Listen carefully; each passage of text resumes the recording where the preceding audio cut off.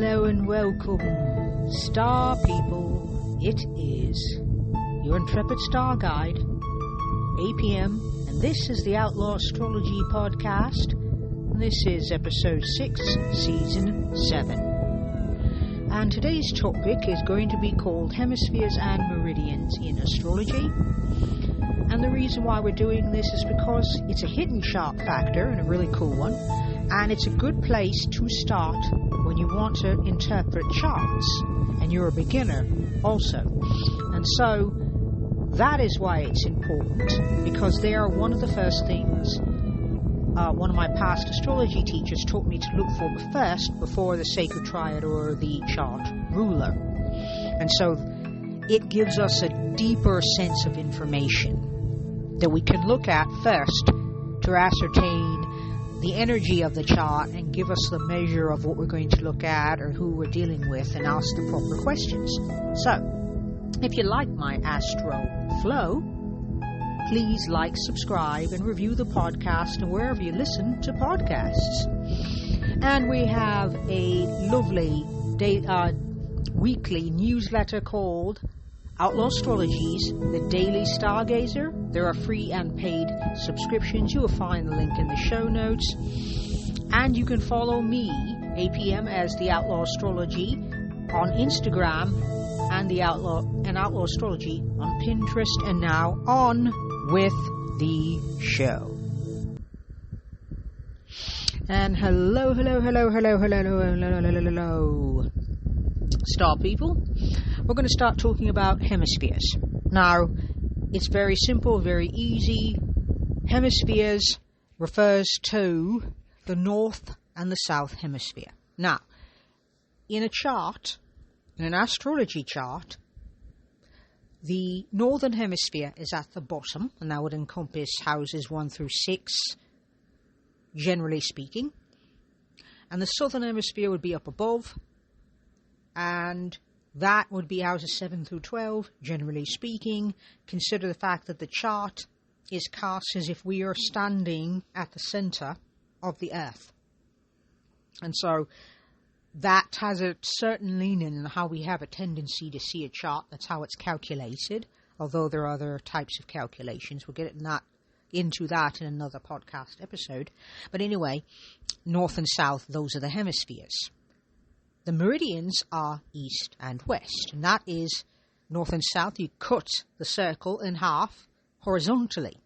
The meridians, you cut the circle of the chart in half vertically. And then you have the east and the west.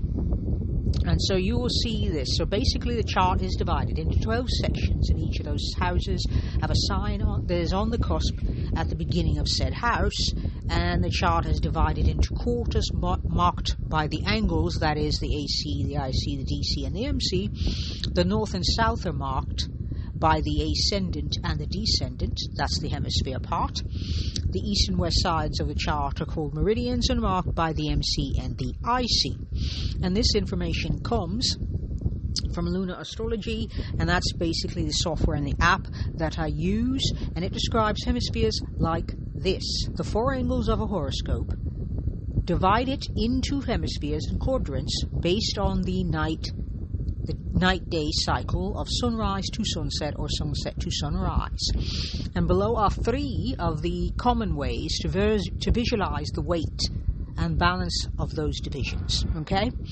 So they divide the chart, and the north is, and the north basically is about you personally. That's the behind the scenes you that people don't get to witness unless you've got some very prominent heavy hitters sitting at the bottom of your chart, like the sun, like the moon, like the chart ruler, for example.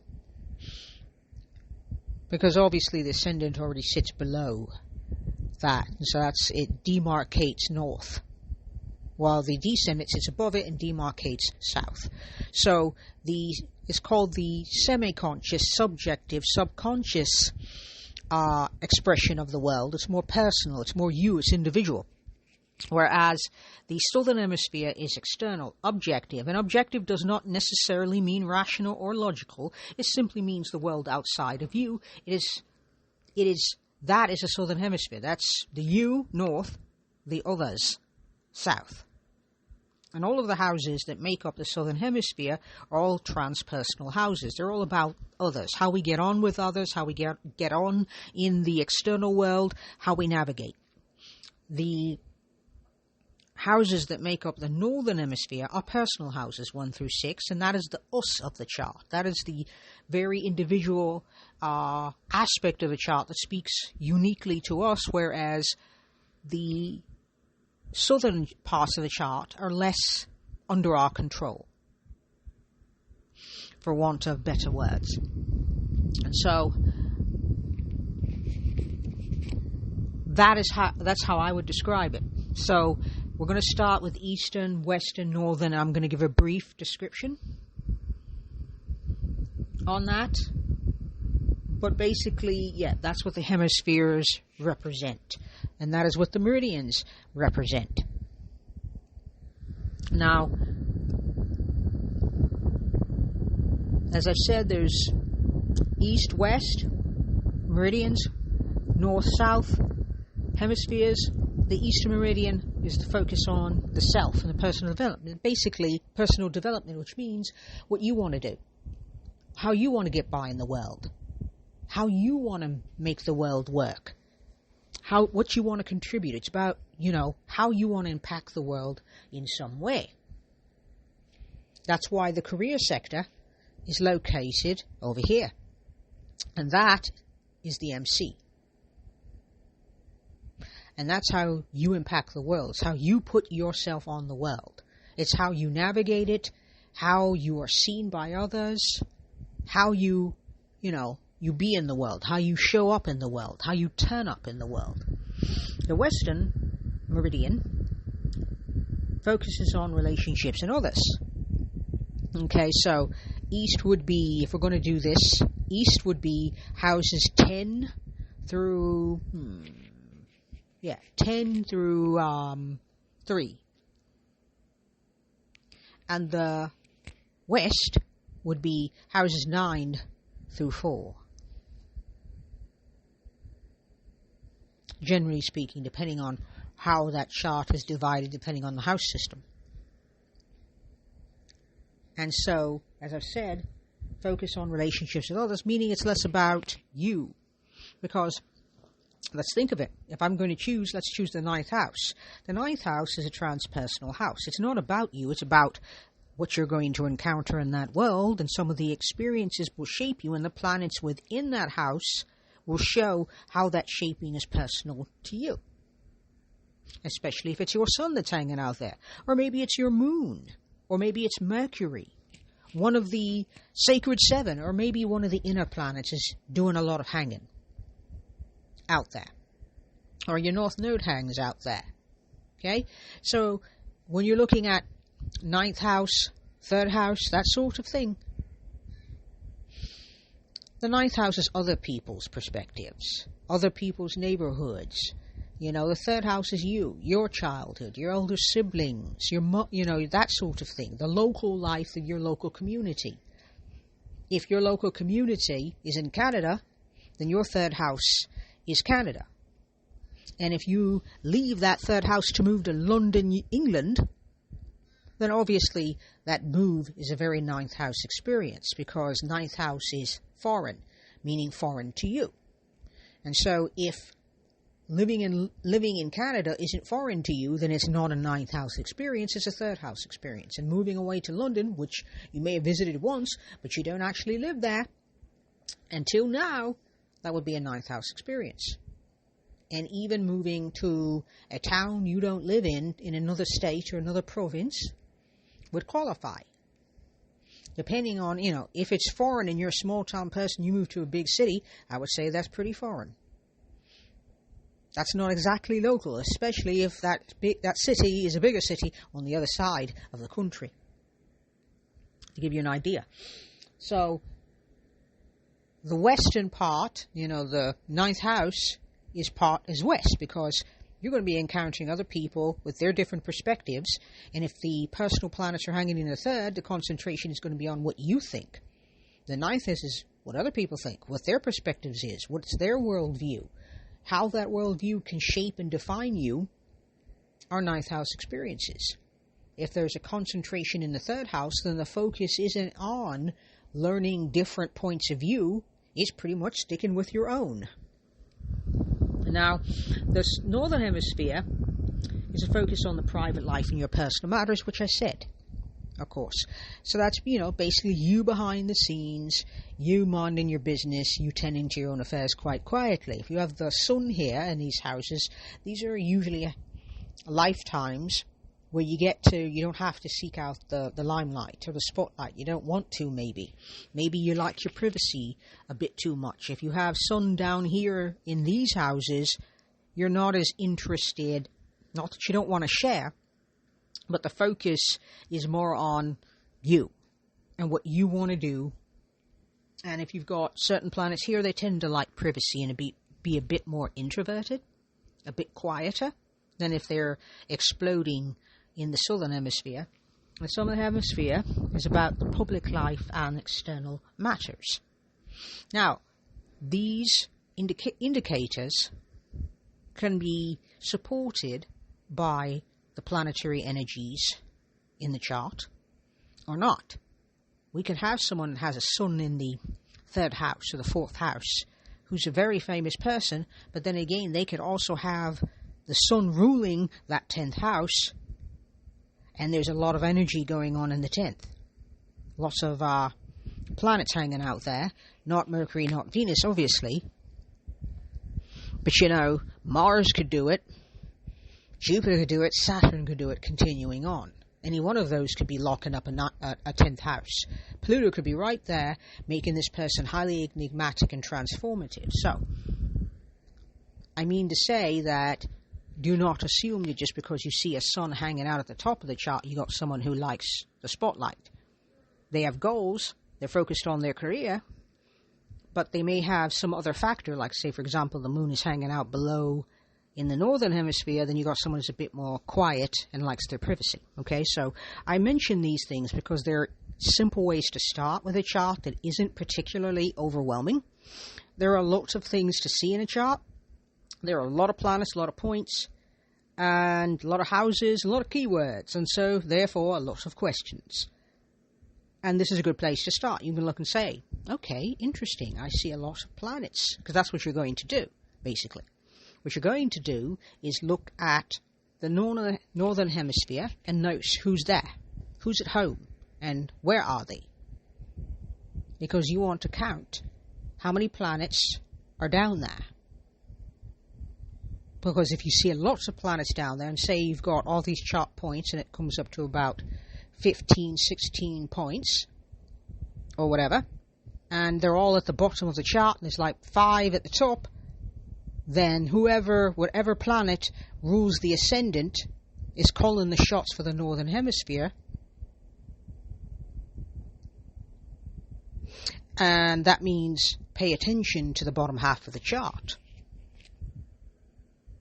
By the same token, if you've got the southern hemisphere all lit up like a 4th of July celebration, which I just recently saw in the USA, you would pay attention there, because that high concentration, counting all the planets, let's say you've got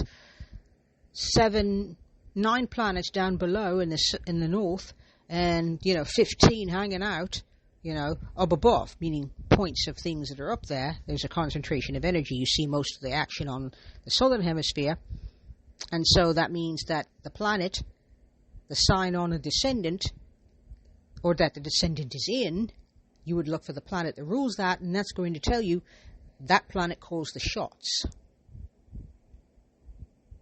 where those particular issues are concerned. And the reason why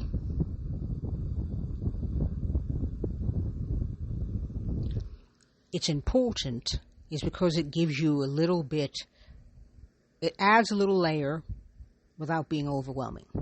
So you don't have to look at every planet, every sign now, and every house. You just have to focus on 6 houses and see them as 6 houses for the bottom, 6 for the top, and see them as operating as one unit. And then you don't have to focus on all of those planets. You just say, okay, let me find that ascendant. Oh, it's hanging out in the 2nd house. Oh, it's hanging out a little bit in the 12th, in a lot of degrees of this sign. Okay? That tells you that that planet is a heavy hitter. Not only does it rule the chart, it also calls the shots for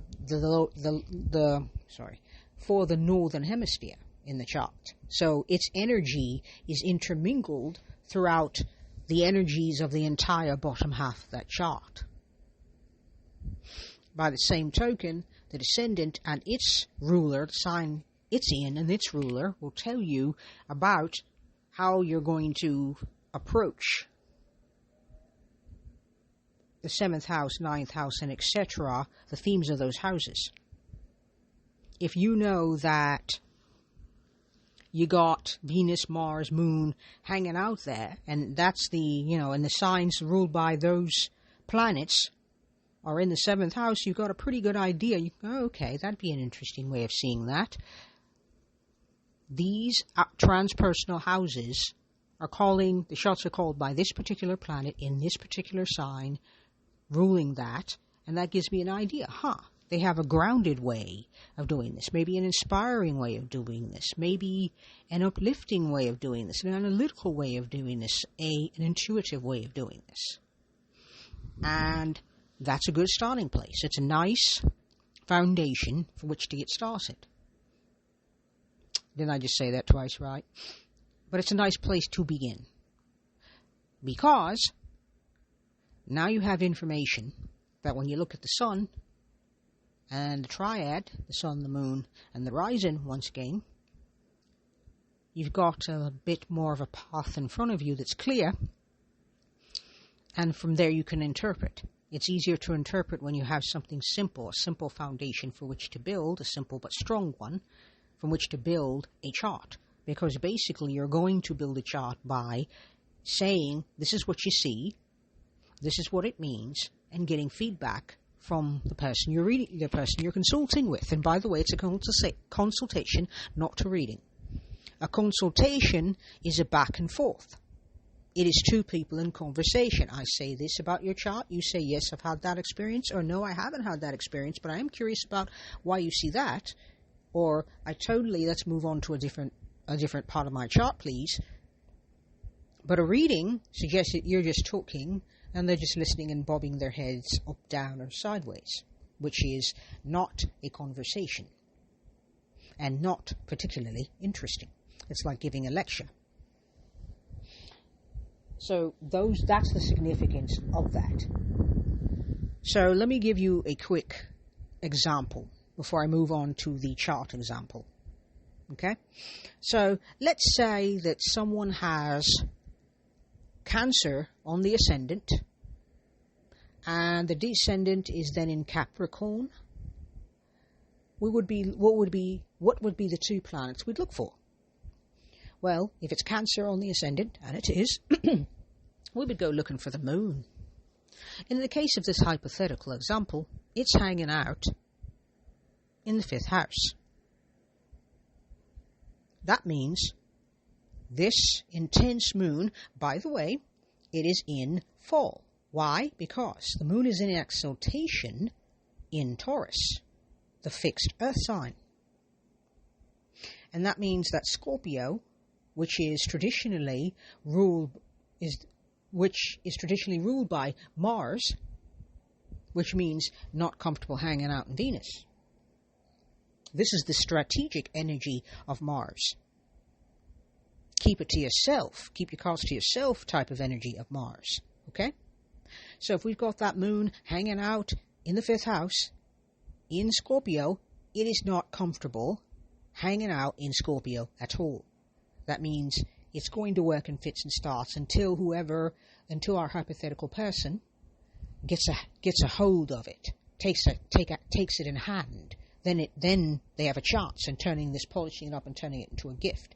But it's going to take a steep learning curve and lots of support, encouragement, and upliftment trying to make it happen. Because it's definitely a self-improvement or self-development project. And that means that that moon is talking about that entire bottom half of the chart. This, I would see it if we're talking about the first house and it's in Cancer and the moon is calling the shots from the fifth. This is a creative person. Person who might also like to speculate, because the fifth house is about speculations and how they might be as a parent. Nurturing, but a bit intense. Probably a little guarded or wary and might teach their children to do the same. But someone who, if we're talking about creativity, would do well to have an outlet, a creative outlet for which to channel their intense feelings. And when they're feeling the need to disconnect, a place to park their worries and to park their anxieties and their observations and their suspicions. And that would be how they would handle identity. So Cancer, but a little guarded, a little withdrawn, little let me see what you got kind of energy, as opposed to, caring, nurturing, but hold on there. Wait a minute. Well, let's get to know each other first. And if we're looking at the second house without knowing the sign upon it, which we do, but without looking at that specifically, that moon is very protective about money. The moon isn't about, it's about change. It's ever shifting, but it's not the kind of change you can control. It's non-linear spiral change, which you can't control. It's nice if change just went bzzz, and we didn't have the graphy, sharp little ups and downs that we sometimes get. It'd be nice if everything just was like a groovy little arrow of achievement and wonderment and gloriousness going up into the infinitely up to the heavens, but that's not likely to happen. And so the moon in the second house is going to be very stable conscious. I like security. And I'm a little cautious about how I spend my money. See what I'm doing here? And I haven't even looked at planets yet. And if we look at the third house, we see, loves to investigate, loves a puzzle. Because third house is about intellect and voice and communication. Probably not going to share everything they know. Wants to keep a little for themselves. They want to check people out first. They want to discern if you're worthy of my efforts to know what's in here in my head. For me to share my deepest thoughts with you, you need to work at it. I need to see some credit. Which is what they would say in the second house as well, because the moon is there and the second house is about finances, money, and strengths that you come into life with. So someone who would research and investigate before investing, perhaps, which is also a fifth house thing, and that's where the moon is hanging out. So speculations, meaning stocks, bonds, etc., this person would have a tendency to investigate and research and probably, have a dossier before they thought about investing in some speculative thing that they don't understand or kind of makes them feel out of control. And the sixth house would be their tendency would be less to stay on the straight and narrow, since the moon is calling the shots for the bottom half of the chart, and that is starting from the ascendant, which is in Cancer for this example. That means that the change is going to be shape-shifty, and this person's not going to always experience that shape-shifty change because the moon is shape-shifty. It is indistinct. It illuminates darkness, but not like bright like the sun. So there's, nuance. But are you really sure? There's an ambiguity there that can make some people uncomfortable. And so it's also using your instincts to make all of the decisions, starting with your identity, house 1, your money, house 2, the way you talk, the way you communicate, how you think, house 3. I forgot to mention house 4, which is also your home, your family. So maybe some ties to family and home would be very important, feeling a sense of belonging and feeling safe with these people. That's house 4, forgot to mention that. And that is also home, roots, family, lineage, your way back people. yeah? And house 5 is creativity, speculative future, speculative hobbies, things like that. The speculative, that's gambling, that is the stock market, etc., etc., etc. Creativity, children, romance, as in dating, yeah, or casual sex as well. And the 6th house is the daily routine, your habits, your works, your colleagues, how you serve, meaning how you contribute, as in work. And the moon there doesn't like stability and security, so probably would have a harder time letting go of habits and a harder time letting go of jobs, even if it's in their best interest to do so, but also keeping in mind that the moon is also shape-shifting. So there's a desire for security that usually does not come to pass. So there'd be changes, shape-shifty, non-linear changes in their daily routines that they may not truly understand, because sometimes the moon, it also speaks to and is connected to the 4th house, both of which have to do with your instincts and the subconscious. Okay? And so, as you can see, I've already said a lot about this hypothetical person with the Cancer rising and the moon hanging out, as the ruler and hanging out in the 5th house, which puts, that 7th house, and let's just say we've got Mars hanging out there in its exaltation. And no. Yes, let's do that. I like it. Let's put Mars there in its exaltation in the 7th house. Not a comfortable place for Mars.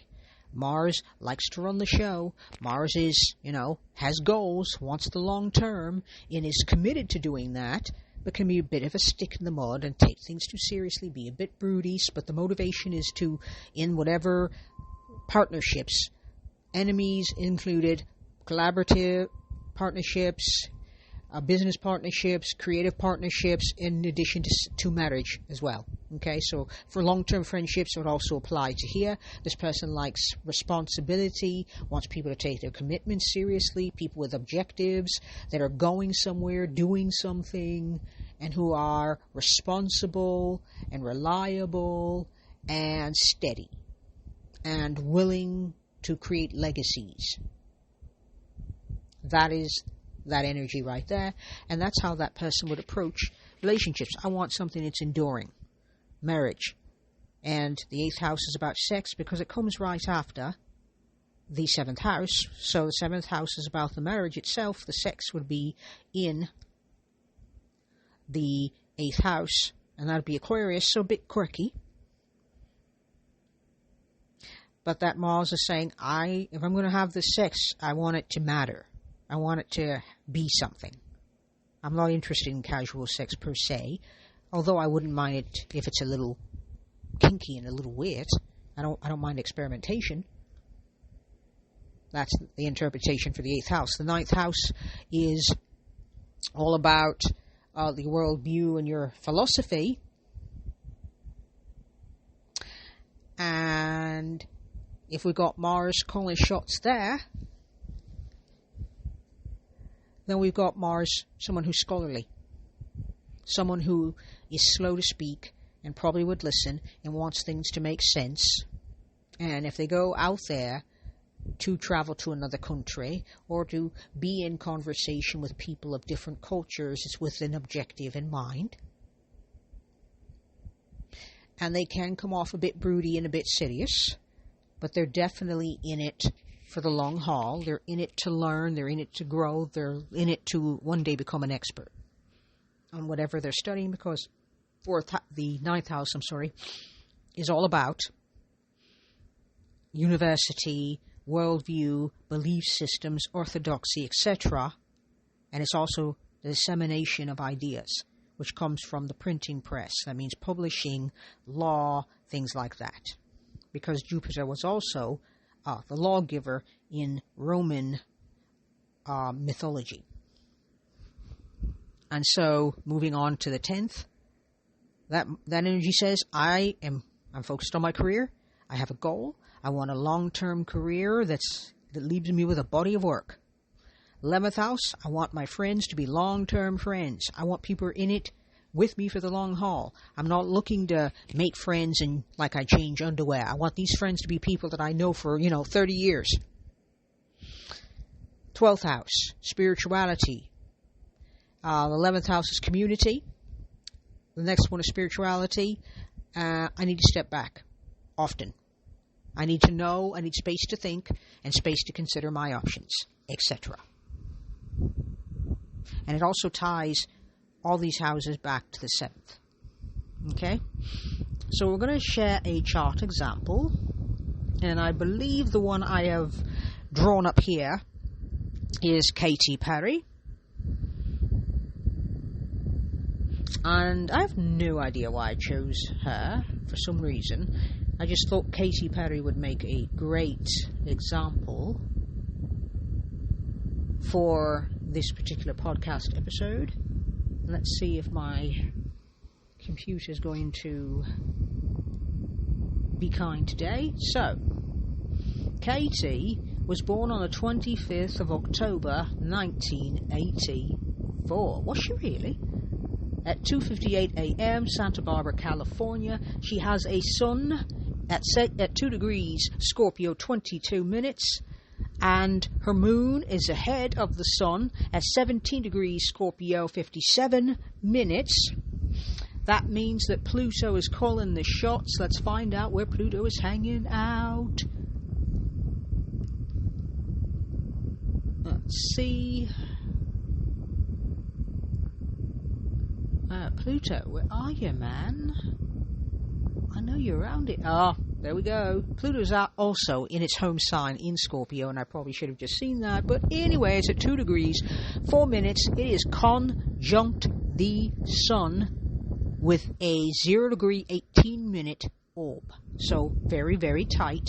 The ascendant is 8 degrees away at 10 degrees Scorpio, 46 minutes, followed by Mercury at 11 degrees Scorpio, 59, Saturn at 17 degrees Scorpio, 5, and the moon at 17. Saturn and the moon are in a tight conjunction, and it's not as tight as the sun and Pluto, but they are in a tight conjunction with 0 degrees 52 minutes. The part of fortune is there, as well as the south node. A high concentration of Scorpio in Katy's chart. That means that Pluto is calling those shots. And that means that she's passionate, she's intense, she likes to investigate where her money goes, and she also likes security, and she likes to merge. She's passionate, she's intense, she is curious about who people really, really are. And the moon in Scorpio is a water sign. It would need security where it comes to the second house, and so she'd need to be very discerning about where her money goes and to who has any access to it, and she'd want to feel stable and secure with having money, but she's very private about it. Scorpio is a very private sign, by the way. Third house is in Capricorn, second in Sagittarius, and if we're reading just without looking at the planets anymore, it's in Capricorn. Would be a sextile kind of energy, and so when it comes to her third house, she likes things to make sense, and she's very serious and responsible, and probably thinks before she speaks. The IC is in the fourth, and she would also, when it comes to that, fourth house things, she wants something that's going to stand the test of time. A house would be an investment. Having a home would be considered an investment. It would make her feel safe, and this is all hypothetical. Keep that in mind. And the fifth house, where creativity is concerned, she wants to be a master. She's willing to put in the hard work and the effort necessary to be a great singer or a great writer. She takes that very seriously. Sixth house is her habits are stone cold. They are solid. She's serious about them. She's responsible. If she says she's going to exercise, it's going to happen. That's just the way that is. 7th house, she's looking for long-term collaborators and long-term relationships. She's looking for people, even if this is, and by the way, there's an earth sign on the cusp of the 7th house, so change, being in a relationship and just changing it up would be very difficult for her. Venus is calling the shots for the top part of the chart, and that is all about beauty, ladies and gentlemen. So she likes sensuous sex, she likes beauty, she wants to be embodied, and anybody who isn't doing that had better not apply in the slightest. And let's see. Venus is in Sagittarius, conjunct Uranus in Sagittarius, 29th degree, Neptune hanging out. And that is that Venus in Sag is ruling this. All of this up here is very fiery. She's very enthusiastic about her relationships. Yes, she wants it to be sexy. Yes, she wants to be embodied. But she also wants it to be fun. Otherwise, she's out of there. She doesn't like the uncouth. She doesn't like people acting like wet blankets. When it comes to sex, Chiron is hanging out. But in that 8th house, she wants it to be fun. She wants to have adventures. She wants to enjoy herself. She'd probably make jokes during sex. The 9th house is I'm interested in a philosophy. She needs guiding principles and philosophy and loves to travel.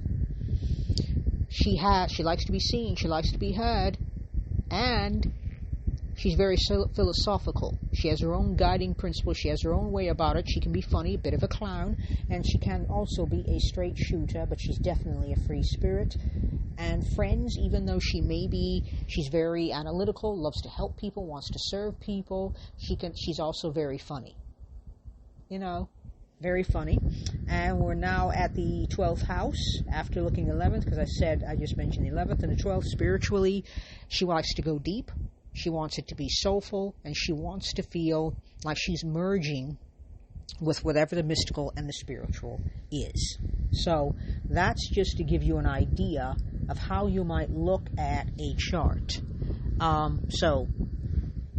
That's Katy Perry's chart, and that's how I would read it. And so as you can see, a lot of information can be gleaned by just looking at the northern and southern hemispheres and the east and west meridians. Now, by the way, let me look at her meridians before I get out of here, because I just realized I hadn't done it. And so the MC is hanging out in Leo, and that means the sun in Scorpio. So and that's starting in the 10th house.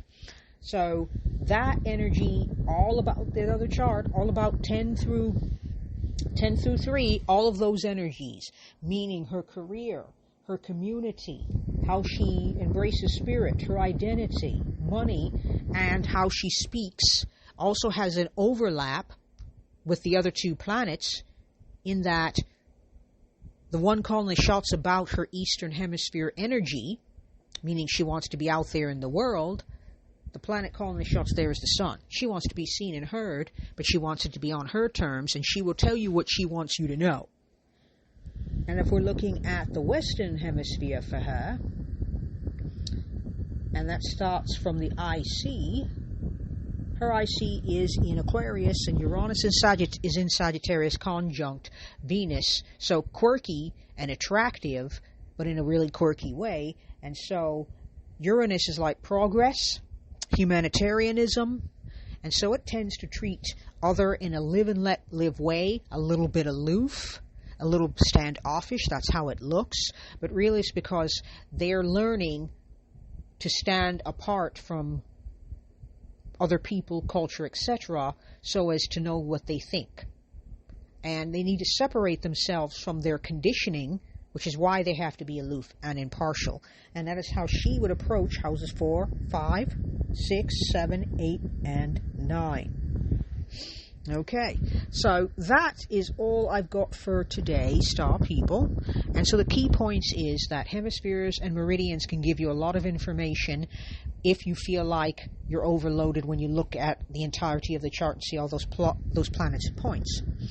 So I invite you to look at your chart and the charts of your favorite celebrities, friends, and family members, to practice this, to look at this, and to see how that might be at work and what it says about you and them when you look at their charts. And please like, subscribe, and share, and review the podcast wherever you listen to podcasts. There is also the Daily Stargazer newsletter. It's called Outlaw Astrology's The Daily Stargazer, and the link is also in the show notes. And you will also find, the links to my Instagram and for the Pinterest as well. Thank you very much for being here, star people. Thank you for tuning in. Until next time, keep looking at and exploring the mysteries of the stars.